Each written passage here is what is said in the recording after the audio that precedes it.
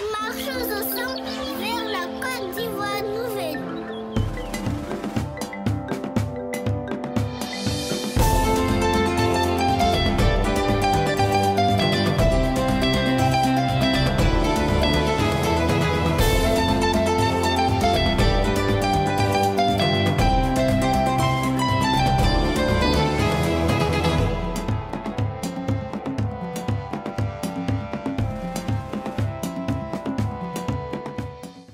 La nouvelle constitution, du fait donc des dates qui sont fixées, permet donc d'avoir la prévisibilité et la visibilité des élections nouvelles qui viennent. Et donc de ce fait assurer la paix et la stabilité. Nous savons désormais à quel moment l'élection présidentielle est organisée, à quel moment le président sortant passe le pouvoir au président entrant. Tout cela va rassurer les populations et je pense que c'est un élément de démocratie véritable que la Constitution prescrit désormais. Lorsque des investisseurs viennent dans un pays, ils mettent de l'argent, beaucoup d'argent, et les investissements se réalisent et normalement sur le long terme. Il est important que ces investisseurs soient rassurés sur la stabilité politique, que ces investisseurs sachent que le calendrier politique ne va pas venir perturber l'activité économique. Avec la prévisibilité des dates, il n'y aura pas d'interférence par rapport à ce calendrier. Donc c'est un gros avantage. Nous savons tous maintenant que le premier tour des élections présidentielles vont avoir lieu le dernier samedi du mois d'octobre, de la 5e année du mandat du président de la République. Et que s'il n'y a pas de majorité qualifiée, le second tour aura lieu le dernier samedi du mois de novembre du 5e mandat, de la 5e année du président de la République. Donc je pense que les choses sont très claires. Ça permet donc d'éviter qu'un président de la République puisse se maintenir par des subterfuges au pouvoir. Et ça permet aussi à tout le monde de se préparer pour ces élections parce que les choses sont très claires. Donc c'est utile, c'est efficace, c'est dans l'intérêt de celui qui gouverne, mais c'est également dans l'intérêt de celui qui est dans l'opposition. Je vote oui au calendrier électoral fixe pour garantir la stabilité et la paix, pour assurer la pérennité des institutions. La bonne gouvernance est un élément essentiel au niveau de la gestion d'un État. Je pense que les dispositions, je suis certain que les dispositions de la nouvelle Constitution disent notamment que le président de la République doit faire la déclaration de ses biens près de la Cour des comptes. Et par ailleurs, il n'y a pas que le président de la République par rapport à l'ancienne Constitution. Il y a tous les membres du gouvernement, le Premier ministre comme les autres membres du gouvernement.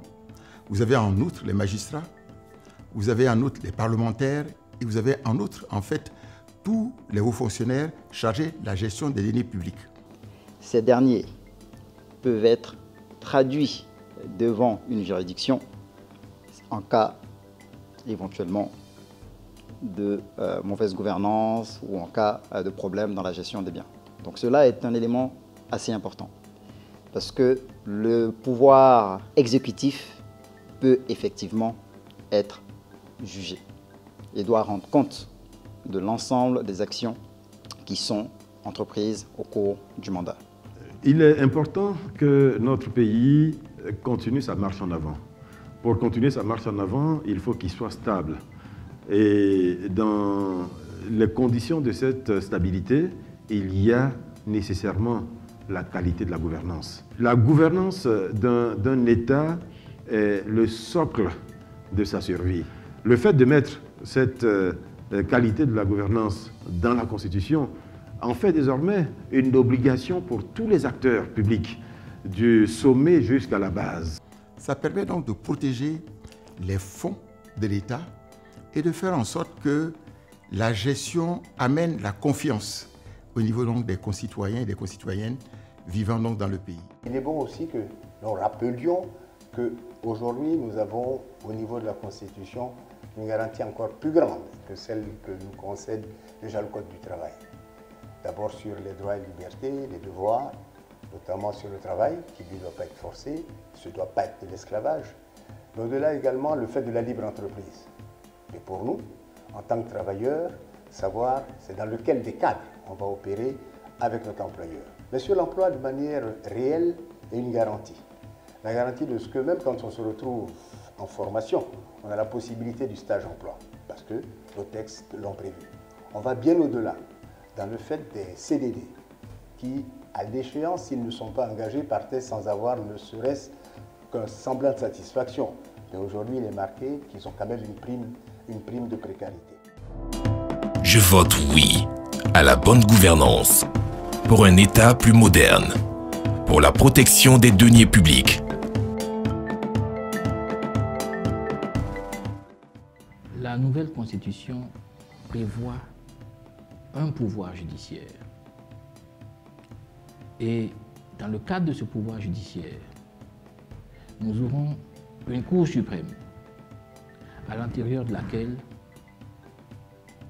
on aura une Cour de cassation et un Conseil d'État. Les magistrats, dans l'exercice de leurs fonctions, seront protégés.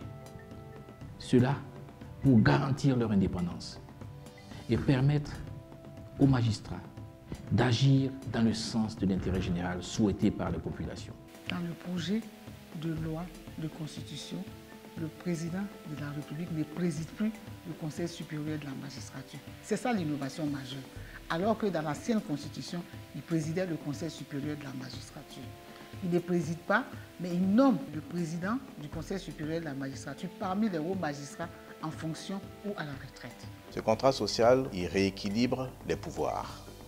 Il rééquilibre les pouvoirs, le pouvoir exécutif par rapport au législatif et par rapport au judiciaire. Tout est fait pour que la justice soit indépendante pour le bonheur des Ivoiriens. Deuxième élément qui me semble être important, c'est le libre et égal accès à la justice, qui sont prévus par la nouvelle Constitution et qui permettent de faire en sorte que tout citoyen, de quelque niveau qu'il soit, puisse accéder à la justice. Je dois dire d'ailleurs que les dispositions actuelles permettent d'obtenir l'assistance judiciaire pour ceux qui n'ont pas les moyens d'aller à la justice, et ça c'est inclus dans la nouvelle Constitution. Le fait que chacun d'entre nous ait droit à la justice et que la liberté, l'indépendance de la magistrature soit garantie. C'est une des questions sur lesquelles nous nous sommes longuement battus et exprimés pour que, enfin, dans ce pays, nous puissions avoir des juges qui soient libres de prendre des décisions selon leur intime conviction. Je vote oui à une justice indépendante, pour plus de démocratie, pour la séparation des pouvoirs, pour la protection des droits de chaque citoyen. Nous appelons les électeurs à aller massivement exprimer leur choix le 30 octobre prochain. Il est important que chacun de nous prenne son destin en main. Et cela passe par notre droit au vote. Le 30 octobre prochain, nous serons amenés à nous prononcer sur le projet de constitution pour la Troisième République. J'invite l'ensemble des Ivoiriens à voter oui à ce projet de constitution qui permettra à notre pays de rentrer dans sa Troisième République. La Constitution étant la loi fondamentale de notre pays, il est important que nous sortions massivement pour voter, pour donner notre avis sur ce projet de loi de constitution qui a apporté des innovations majeures en plusieurs points.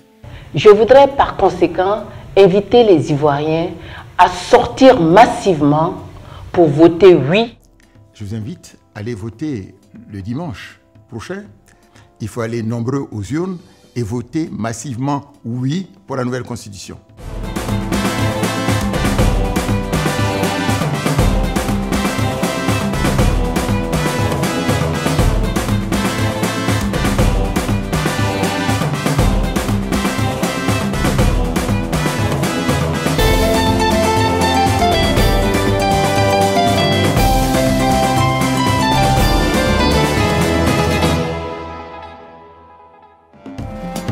Oui à la Côte d'Ivoire nouvelle.